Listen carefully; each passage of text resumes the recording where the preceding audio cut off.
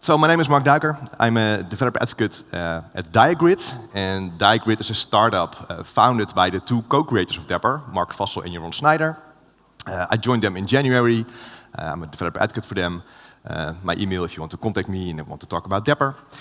I've been Azure MVP for a couple of years. I'm one of the two Dapr community managers. We have like every other week we have a community call with people from the community to talk about Dapr, talk about the latest features, talk with clients who are using Dapr, and just sharing in general some Dapr news. So it's just free to attend. And last but not least, I'm a very big fan of pixel art. So yeah, that's why you see my avatar all over the place. So people sometimes don't recognize me, so maybe I should wear a mask with this avatar. And that's also why my slides are like this. I hope you like it. Actually, this talk is also like a workflow, right? Because we'll be doing all these tasks in a very specific order. So I'm going to talk a bit about Dapr, because not everybody is familiar with Dapr. I'm going to talk about workflows in general for just 2 slides. And then I'll talk about different workflow patterns, such as function chaining, fan-out, fan-in, monitor pattern, timers, external events. And if there's time, there's definitely room for Q&A. If there's not time within the hour, then just come see me afterwards. So it's going to be like 40% slides, 60% demos. Just to give a bit of context, a lot of organizations are building these kind of systems, and maybe not literally these kind of systems, but they're using services or microservices, and these services need to talk with each other and need to interact with state stores, need to interact with pub/sub brokers. Before you can set up all this, you do have quite a lot of challenges, right? And these challenges are like, how do I do like end-to-end tracing, right? To see if all of my services are talking correctly with each other. How can you make sure that the connection is secure, right? How do you do like certificate rotation for this? How can I orchestrate certain calls? How do I do like synchronous messaging, asynchronous messaging? And what happens if like a resource is not available? How can you do like retries? How can you make the whole system resilient? So if you're in this situation, then Dapr is probably something for you. So Dapr stands for the Distributed Application Runtime. And it really speeds up your microservice development because it offers like an integrated set of APIs for communication, for state, and for workflow, and also more, as you'll see very soon. And there's a lot of stuff built into Dapr. So the security is built in, there's resiliency built in, and there's also observability like built in there. So it comes with a lot of good built-in defaults, so you can get up and running really quickly. And there's also lots of ways to override the defaults if you have very specific needs, but it all comes out of the box, which I think is nice. And Dapr is open source, right? So it's free. Dapr runs in all major clouds. I mean, you see customers mainly running it on Kubernetes or any managed form of Kubernetes. I will just be running it on my local laptop by using the Dapr CLI.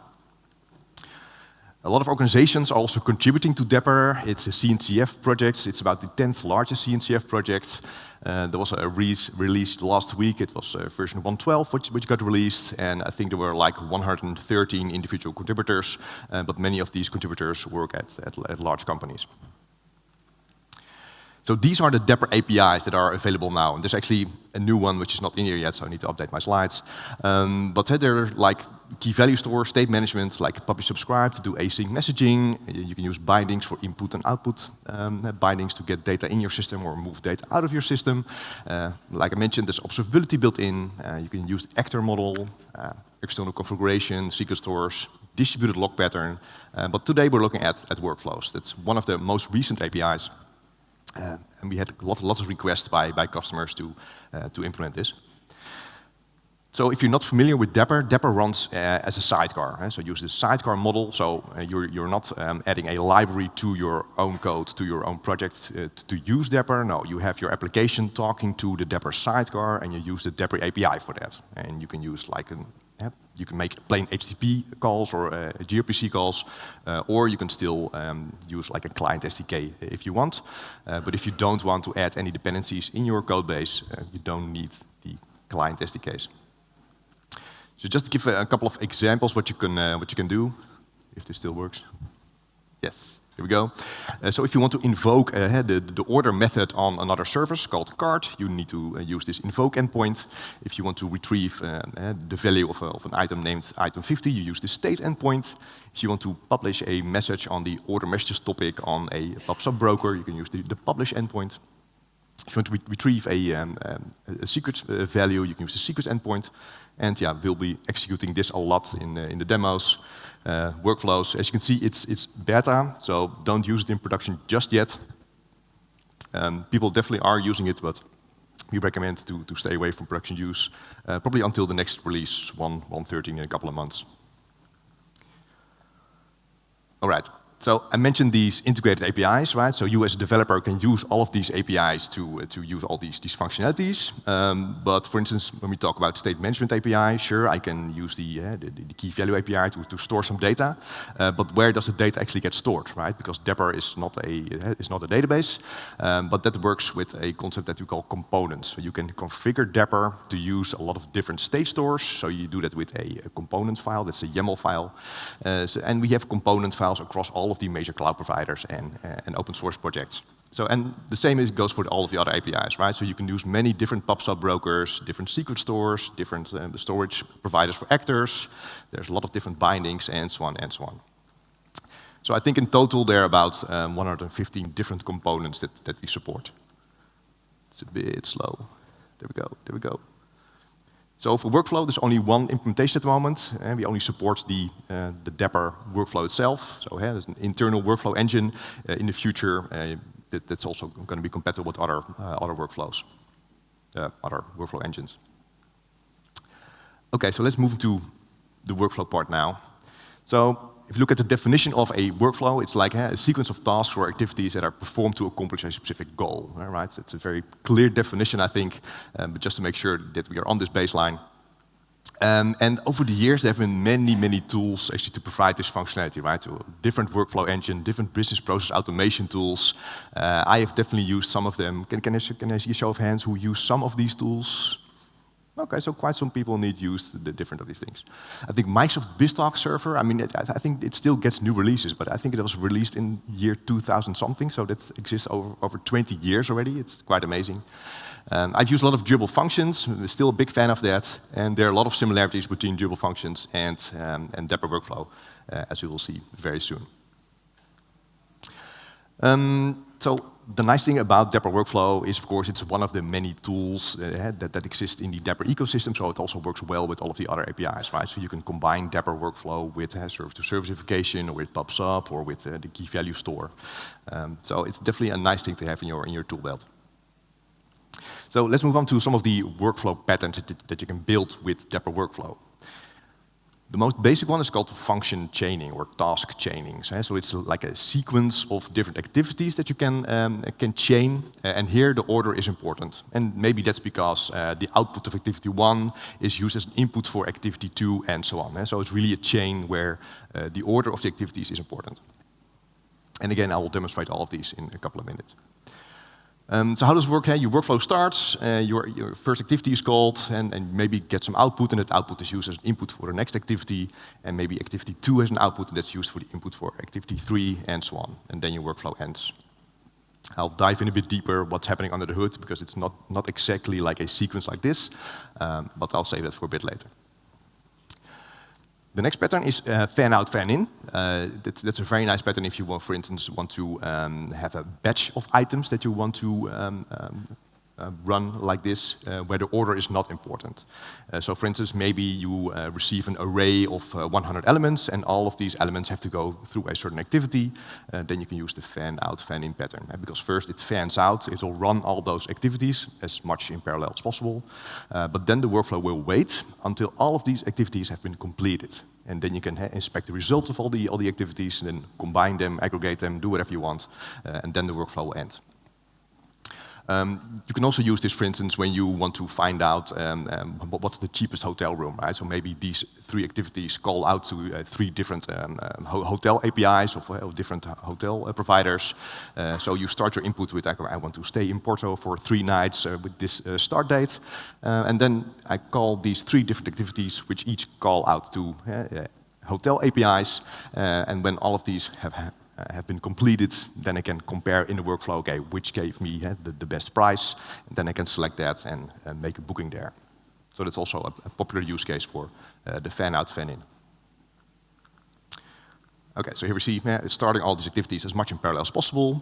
The workflow will wait, and when all the activities are done, then the workflow is finished. Then the monitor pattern. This is frequently used, for instance, like a sort of a cron job, because this will actually start over. So this is kind of a loop.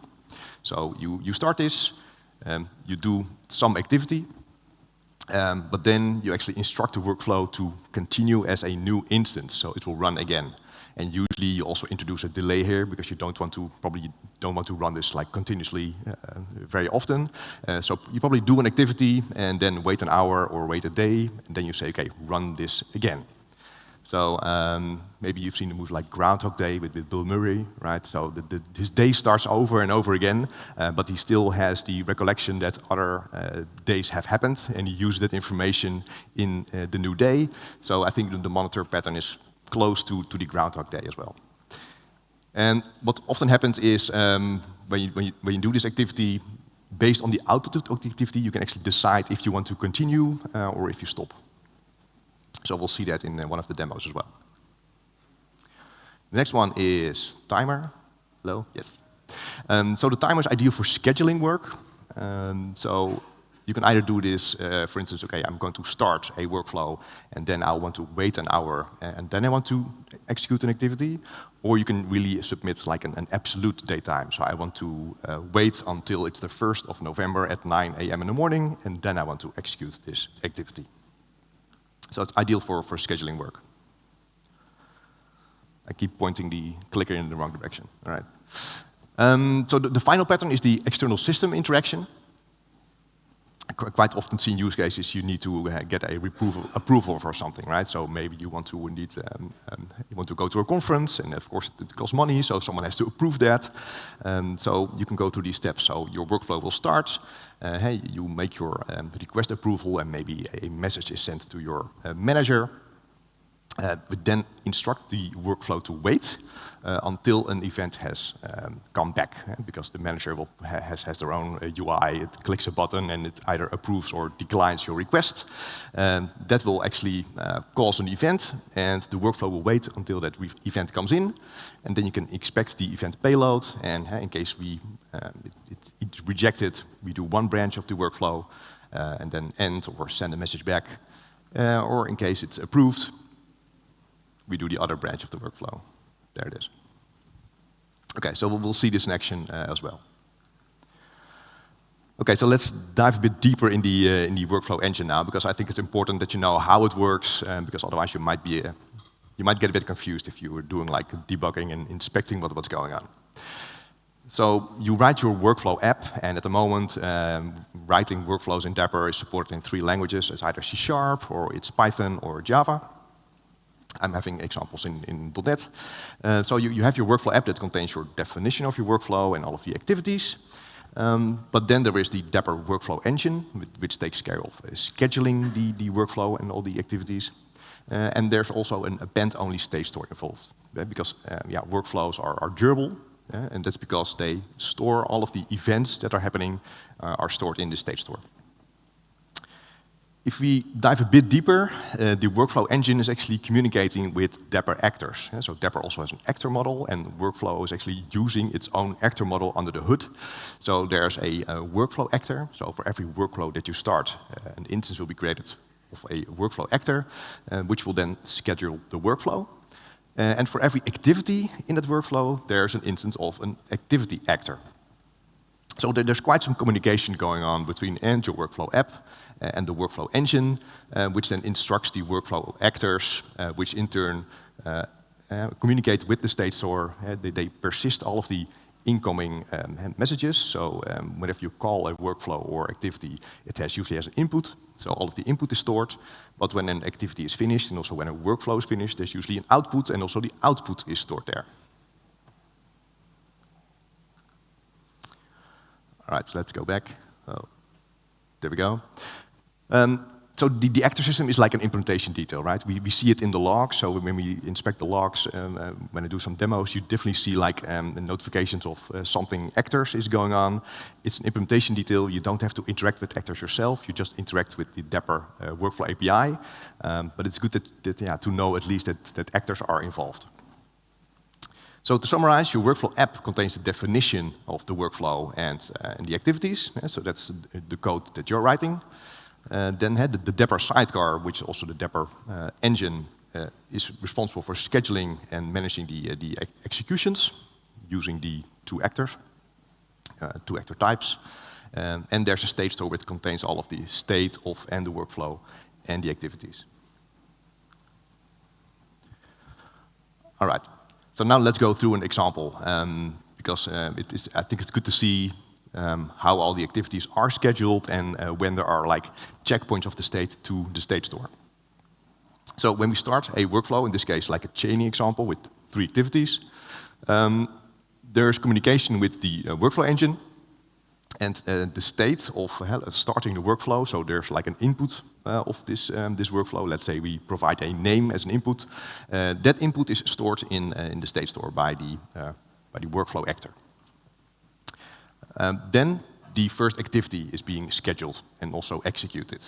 And again, the input of that activity and also the output is persisted in the state store. When the activity is completed, because there is a activity actor that's responsible for scheduling that, when that is done, then the responsibility gets transferred to the workflow actor again. So, and what happens then? The workflow will restart. So we don't go from activity 1 to activity 2. No, what happens is we start the workflow again. So this is called a replay. So whenever responsibility is at the workflow actor, the workflow will always replay from the top. So what happens then is the workflow will see that activity 1 is already completed, so it will not call activity 1 again, but it will rehydrate the state from the state store. But then activity 2 is new, so that input and output will be stored again. So when activity 2 is done, then the workflow actor takes over again, and again the workflow will be replayed from the top. Activity 1 and activity 2 are completed already, so we're not executing them again. We're just simply rehydrating the state from the state store. But activity 3 is new, so that will be scheduled and executed again. When this is done, again there'll be a replay of all the activities. Everything is done now, so now we are at the end of the workflow. So whenever you put like a breakpoint or like a console log in your workflow, you will see that that breakpoint will be hit many, many times.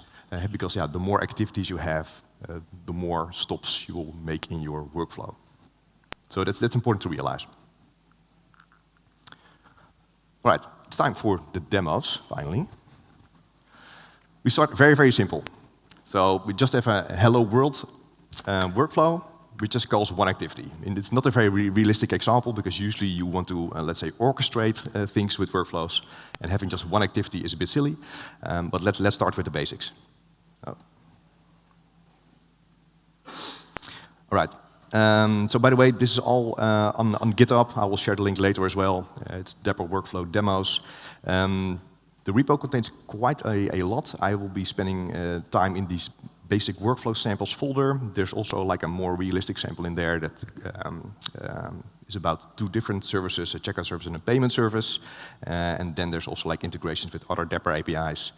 But for now, we're focusing on these samples here in this basic workflow samples. So there's a project here, a .NET project. So it's a .NET Web SDK project based on .NET 7. And we see that we have a dependency on Dapr Workflow, right? Because if you're authoring workflows, you need some of the base types. So Dapr knows that you're using indeed workflows. So we need a dependency on that.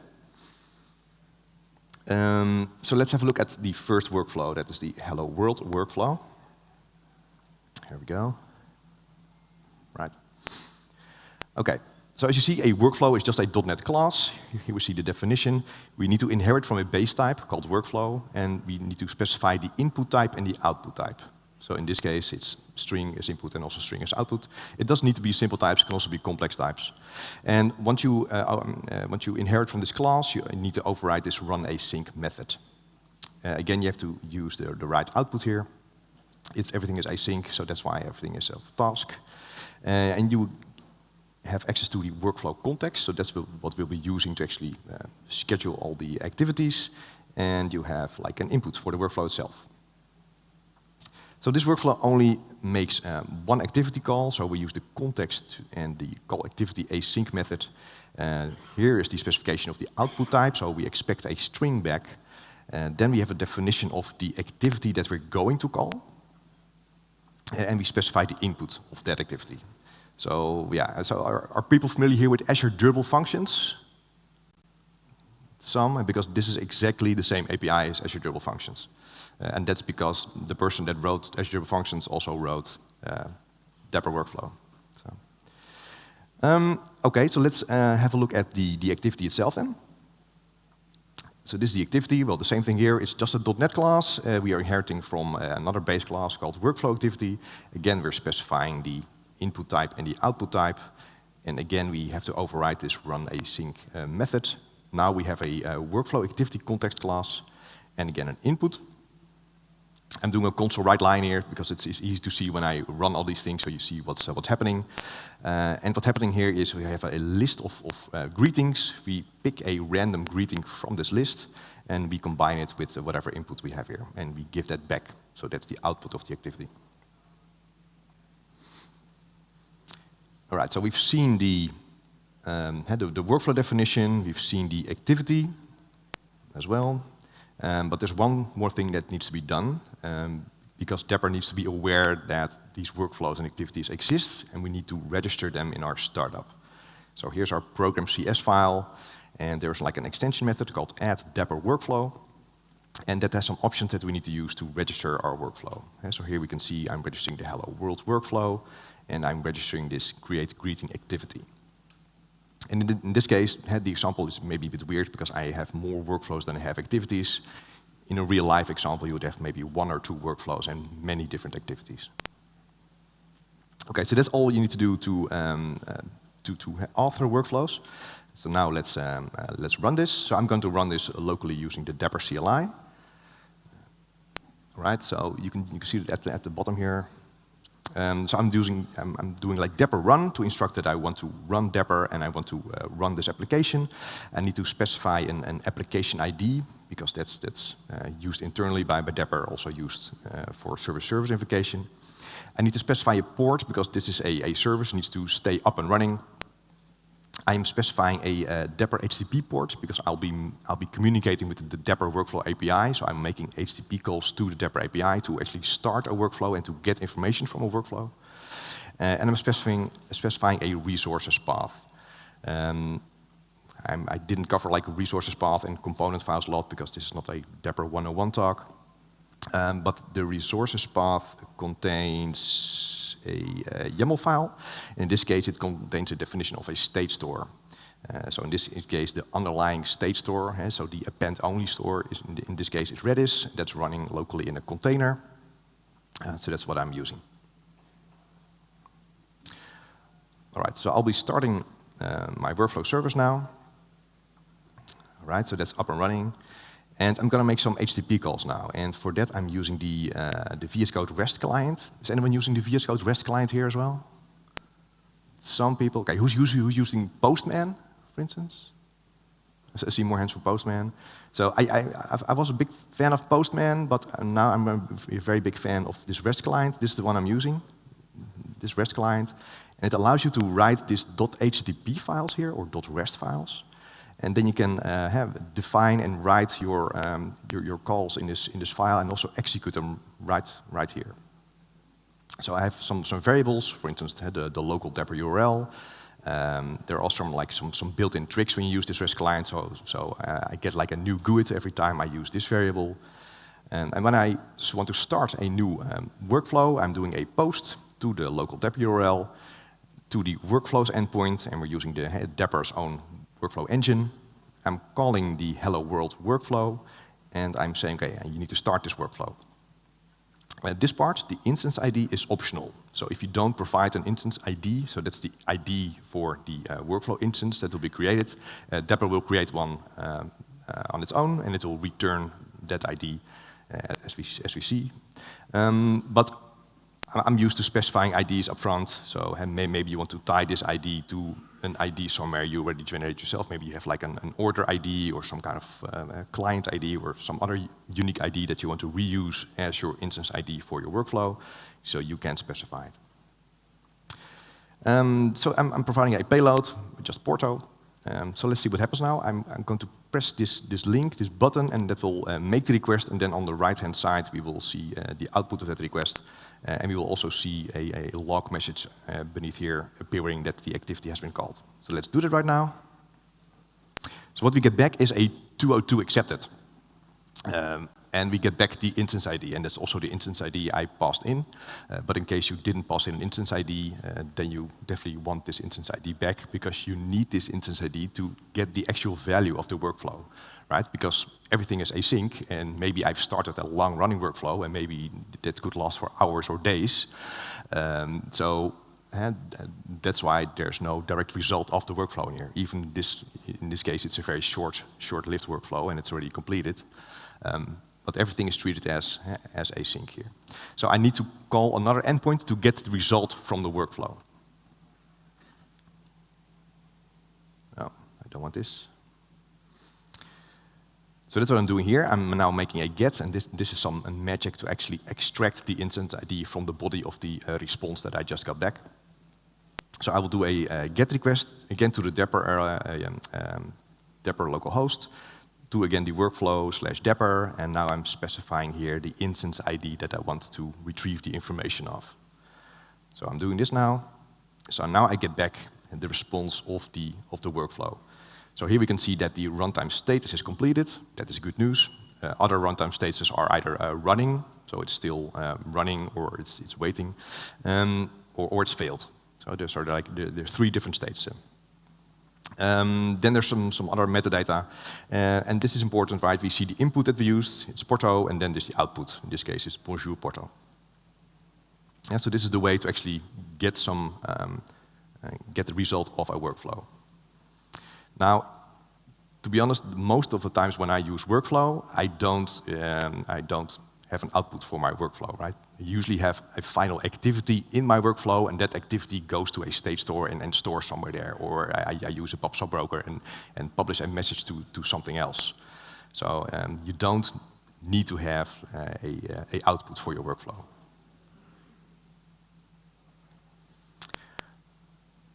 All right, so the basics are working. That's good. So let's move on to a slightly more realistic one, and that's a chaining example. I'm only having one activity function here, one activity task, create greeting. So I'm creating a chain of these functions. So let's have a look at that. So this is the chaining workflow. So please ignore the commented out stuff. I'll remove that in a second. But in this case, you'll see I'm calling the activity 3 times, and I'm using the output of the first execution as an input for the next one, right? So I'm message 1 here, I'm using that as an input. The same thing for message 2, which is the output of the second one, and using that as an input for the third one. And then finally, I return everything. So what will happen, we'll have a concatenation of different greetings with the name. Okay, so let's run it once like this. So now I'm calling the chaining workflow, again with the same input. So let's see what happens. We will see it both appearing on the right-hand side, but also at the bottom in our terminal. Okay. Again, we get a 2 accepted back because we don't get the result straight away, but here we can already see that the create greeting activity was called 3 times, one with an input Porto, one with an input Bonjour Porto, and one with an input Hi Bonjour Porto. So now let's get the result of this chaining one. So I will close it. So now we get the result. And we see that the runtime is completed, and here we see the final result. So the final one is hello, hi, bonjour, Porto. So that's an example of how chaining works. Okay, so now let's remove the commented out part and actually execute that. Because this will also illustrate the replay nature of workflow. And I will explain this in a second. So this is a bit tedious, right? It would be nice if I can just have one command and then uncomment everything in the file. Does something like that exist? I don't know. All right, so we can ask the context, we can ask the workflow context if it is replaying. So that is actually a nice thing, because maybe sometimes you want to do some things only the first time and not the second time. So what I'm doing here is I'm checking, is the workflow replaying? If yes, then I'll write a console statement that, okay, we're in a replay phase. If we're not replaying, then it means it's the first execution. Then I have some console write lines to indicate that we're about to call activity 1, activity 2, activity 3, and finally we are done if this console statement is reached. Okay, so now I need to stop this. I need to rebuild. So .NET build, and I need to run everything again. All right. Okay, and now I need to. So I'll do the same thing. With the same payload, but now we can have a look at the terminal so you can see what's happening there. So I'm doing the chaining one, this one. All right. Okay, so now let's have a look at this. So first we have the first execution, right? Because we're not replaying, so that's as expected. And then the first activity is scheduled, and that's also executed, as you see here, right? So that's also as expected. Then, like I mentioned, the workflow will replay, right? Because the workflow actor will take over, and the workflow actor will always schedule the workflow, and it will always replay. So then the first activity is scheduled, but it already has executed, so it won't trigger again because we can rehydrate the previous execution. Then the second one is scheduled, and then the second one is actually executed. That's this one. Then it's replayed again. And then we have the first and second one, which are already executed. Then we have the third one, which is then actually executed. Then again, there's the final replay. So inside, we both know what's going on because we are using the both actors. So, and now all these three have already been executed, and now we are finally done. So it's interesting to see what happens under the hood, especially if you put in breakpoints and doing some debugging, because it can be very, very confusing. Why is this breakpoint hitting in my workflow continuously?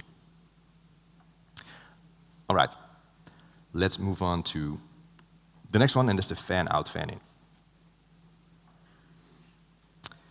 So let's move to this one. Let's make this one a bit smaller again. Oop. Okay, so now it's a bit different because now we have an input of a string array, right? And also an output of string array. So this is a bit different than before. And if you look at the definition here now, I'm first creating a task, which is a list of task string. And the task string is the output type of the activity that we're calling. So we have an array of elements, and we define a task of the output of when we call the create waiting activity. In this case, the output is of task string. Then we iterate over the array, right? So that's the for each for name and input. And then we are adding the result of that activity to the task list. But please note, we're not awaiting this call. So in the other examples, we always did await context call activity async, right? Because we want to schedule it and we want to have it run. But now we are not awaiting this call, so the output of this is just a task, right? So it's just the definition of the task that we want to execute, but we are not executing it yet. So the execution part, so both the fan out and the fan in part takes place at this line. So here we are instructing the workflow agent, okay, please schedule now all of these tasks, do them as much in parallel as possible, but we're also waiting until all of these tasks have been completed, and then we are like combining them in this variable called messages. Right, and I think this is quite a powerful pattern, because usually it's quite easy to do like a fan out, right? But it's usually quite hard to fan back in and to aggregate over all the results. But yeah, I think this is a very elegant solution. It's just like a one-liner here. Okay, so let's call this one. So this is the fan out, fan in workflow that we're calling. So we're passing in an array of names, in this case, three city names. So let's post it, and we can also see it ready here at the bottom. So we're calling it 3 times, once for each of the city names. And let's also check the result using the get here. All right, so the input was Amsterdam, Porto, New York, including some white space formatting. And the output is hello Amsterdam, hola Porto, and konnichiwa New York. All right, so fan out, fan in is working as well. All right, so now the monitor pattern, or the Groundhog Day pattern, as I prefer to call it.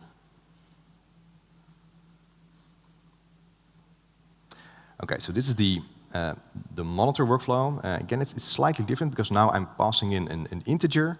I'm always like executing the create greeting activity, and then making it toString on integer, because it only accepts strings. So I always get back a message, but then I have an if statement. So if the counter is below 10, and I'm starting with 0, then I increment the counter, and I also introduce a delay here. So I'm using the context to create a timer, and in this case, just a time span of 1 second. And then I'm instructing the workflow to continue as new. So this is, I'm intentionally starting a new instance of the workflow. And if you use continue as new, it means the history is forgotten. So the history of execution is not passed into this workflow. But we can give the workflow a new input, and that's what's happening here. So I start with the counter 0, I increment it to 1, but then I pass in the updated value of that counter as an input of the new workflow. So what happens here is we start a new instance, but then the counter is 1, and so on. Okay, so let's run this. So that's the monitor one. So we will see now different executions for each of the increments. The activity will be called with an updated input. And I will also do like a couple of gets, because we will see that the workflow state will be in running mode, and we will also see that the input will be changing, because we are starting a new workflow over and over again. So let me get rid of this. So let me start it, and I'll immediately do a get. Okay, so it's running in 1, and I'll do another get. Now it's 5, now it's 6, now it's 8, 9, and now it's 10, and now it's completed. All right. Okay, so in this case, it might be, of course, a bit of a silly example of this monitor one, but you can imagine maybe your first activity call is you check out a certain cloud resource that's up and running, and you want to know what's the state of that. Maybe you are provisioning something and waiting until it's in sort of a ready state. And based on this information, you can also do an if statement. Okay, if that cloud resource has successfully spun up, okay, then maybe I'm done. But if it's not spun up, I want to check again if it's done. And based on that, I want to send a notification. So that's a more realistic example of this this monitor example. All right. The next one, the timer one. In this case, I have an example of like an absolute timer. So this timer workflow. Let's close this again. So in this case, I'm using like a .NET type as an input. So it's a timer workflow input. So it's just a record of a date time property and a name property. So I first start with an if statement. So if the date time from input is in the future, and notice that I'm not using any date time now or date time UTC now, because of the replay nature of your workflow needs to be deterministic. And you're not allowed to use non-deterministic code in your workflow. So you're actually not allowed to use datetime now, because then for each replay, you will get a new datetime now. So that's why I'm using a context current UTC datetime, because that is a deterministic way to get the current datetime and which is then set of the first execution of the workflow. The same thing for GUIDs, and don't create new GUIDs in your workflow. And there's actually like a helper method on the context to create new GUIDs. So that's an important thing to remember of any workflow. They need to be deterministic. So if the datetime in my input is in the future, then I'll execute this part of the code. So I will set a custom states of my workflow. This is just to have a nice visual output in the response later. And I'm creating a timer, and I'm creating a timer to be equal to the datetime that I've specified in my input. Yeah, so in my input, I will have like an absolute datetime. This workflow will wait until that absolute datetime has been reached. And then it will continue. Then I'll reset the custom status. And only then I'll be calling my create greeting activity. Okay, so let's try this. Don't know what this is. All right. Okay, so this is a bit tricky to test timing-wise. So let's see. So I want to call the timer workflow. So let's check the time now because then I have to 22. So let's make 23. So it's 11:23. Okay, let's see if this works. So make a request, and if I do a get now, the status should be running. It's actually waiting, but it doesn't have a concept of waiting. So now it's actually running, and it's within 1 minute it should actually continue because I've specified the time that it should continue then. So again, I'll do a get request. We also don't see anything here yet, so it's still we didn't reach the 23rd minute of the hour yet. No, still not. Of course, when you have to wait for 1 minute, it takes ages when you're on stage, but we'll see. Okay, still not there. I hope I used the right hour, though. I think so. Yes, there we go. Right, so now the time has passed, so now the activity has been called, and also when I do a get now we see that we are at the completed status, and here we have the output.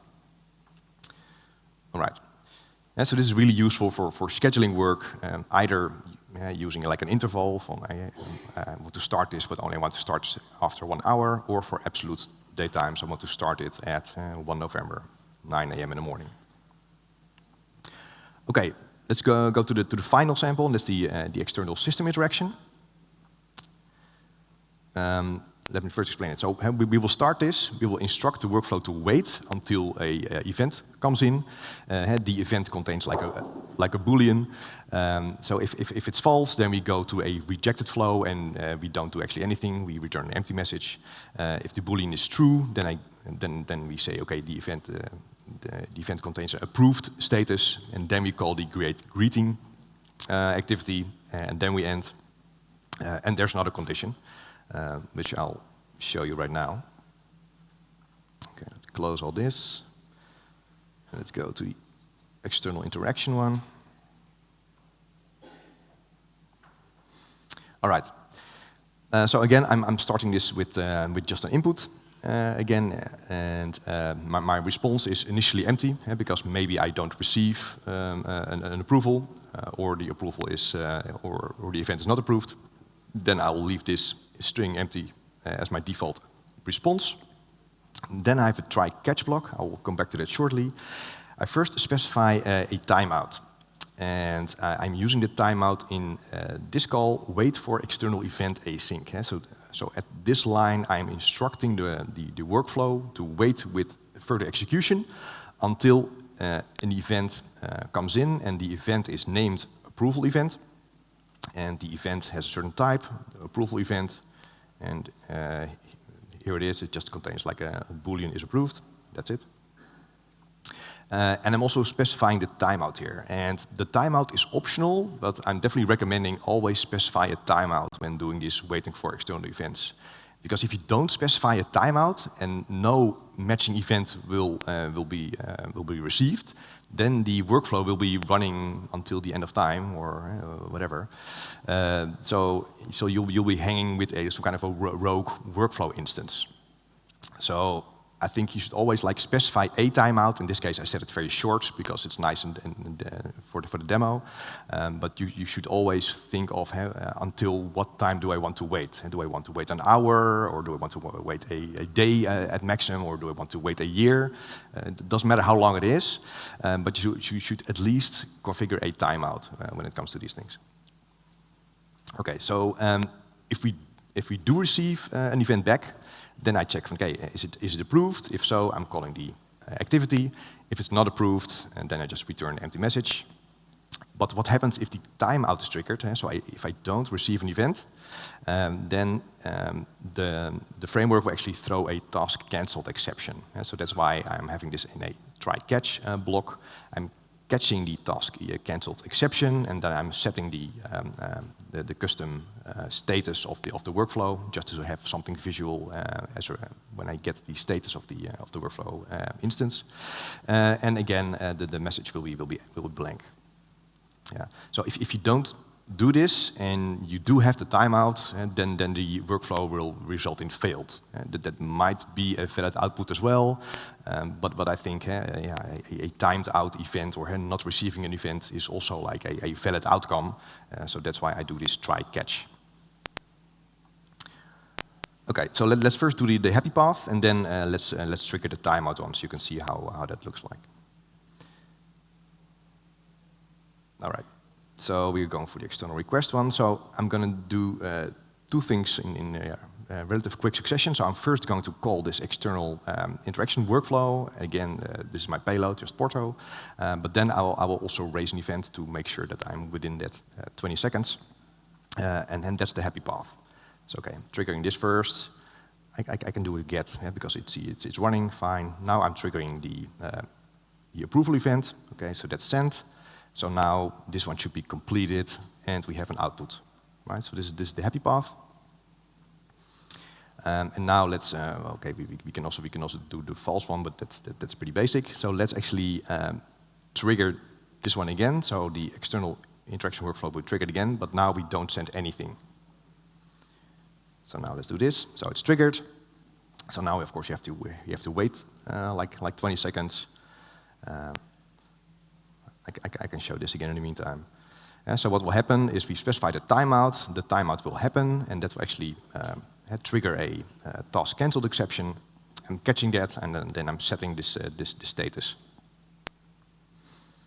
All right, so now we have received the event that is completed, so that happened now. So let me get the status of this one. So again, the runtime status is completed because I catched the task cancelled event. So if I didn't do that, then the workflow would be failed. But I'm catching it, and in this case, I'm just logging something. But of course, hey, you could have some kind of a compensation action or another activity call that happens when you don't receive that event. All right. Okay. So that was the last sample. So we've seen quite some workflow patterns now. As I mentioned before, the GitHub repo contains another sample where it combines the other Dapr APIs, so with state and also key value store and secret store, I think. So definitely have a look at that. So that's the top link there, Dapr Labs, Dapr Workflow demos. If you have more questions about Dapr, of course, you can come to me. In case I'm not around anymore today, I definitely recommend you to go to the Dapr Discord. All the Dapr maintainers are on there as well, so it's a good place for if you have some questions. And if you want to know what I'm up to, feel free to go to marcduiker.dev. I also brought quite some Dapr stickers, so if you want a sticker, just drop by. In case you have any questions, now would be a good time for questions.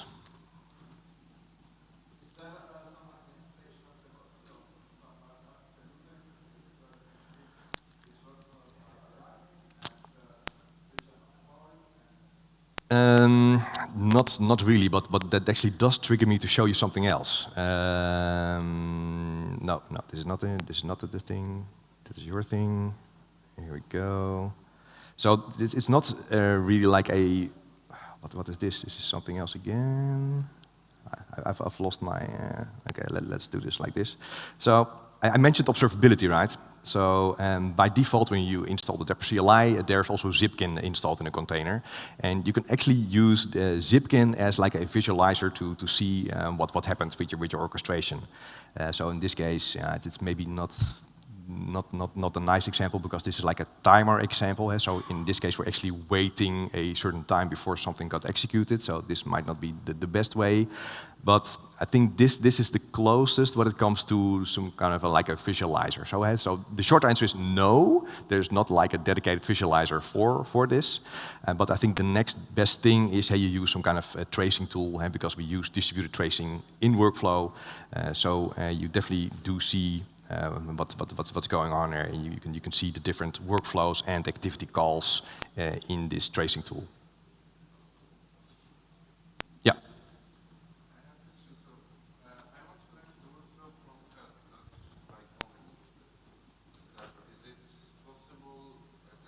Oh yeah. Because I've shown like HTTP calls using the REST client, but that's not normally how you would do it. So that's definitely true. So when you use like the Dapr client or whatever language you're running in, you can make the same HTTP calls that I was doing now in the REST client, but you can also use the Dapr SDK and say, hey, workflow.start or workflow.pause or workflow purge. So yeah, there are more options of managing your workflows there, definitely. Yeah. Some testing on this. I haven't done so myself yet, to be honest. So that's actually a good point, yeah, because the benefit of having these workflows as code would be the testability, right? I haven't tried it myself yet. So that's a good thing, because we do have these base classes, but I'm not sure do they also implement interfaces. So it's the first time I'm checking this. I've got no idea. Oh yeah, iWorkflow. Yes, all right. Yeah. So I think unit testing wise, you're probably good, because they're using interfaces. So I think it's definitely good if you write your unit test. Yeah. That sounds like a nice blog post I should write soon. So yeah, thank you. Anything else? Yeah.